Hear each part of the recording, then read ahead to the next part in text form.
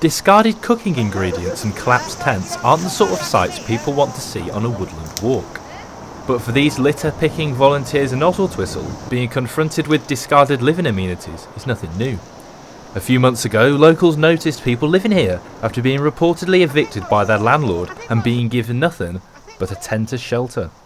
Chief litter picker Kath Everett says this isn't the first time she's been confronted with this sobering sight. We came down to the woods about 4 or 5 weeks ago and we noticed litter that was not the usual kind of litter that we find, and we thought it was evidence that people had been living in the woods because of the type of rubbish that was there. Heavy water bottles, tents, sleeping bags, and that's when we noticed.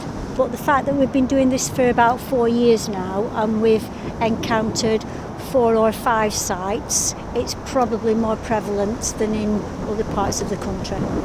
The rubbish on this site is from a man and woman who, according to dog walker Tina Cragg, lived here for months before being housed. She would often speak to them.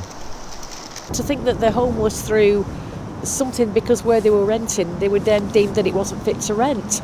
So they were sort of turfed out by the landlord and then told, by the council, well, we haven't got anywhere, we'll give you a tent.